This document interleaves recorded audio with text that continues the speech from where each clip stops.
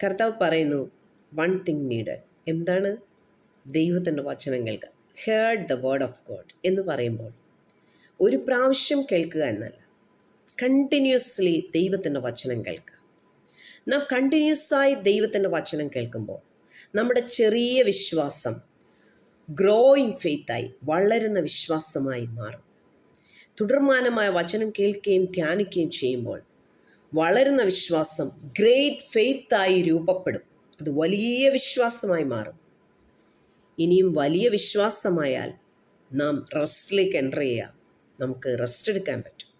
സ്വസ്ഥത, സമാധാനം, ദിവ്യ സമാധാനം.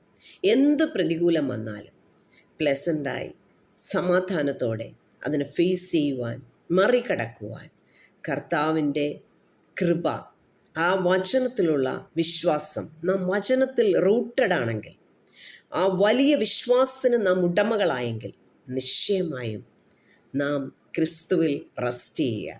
ആമേൻ.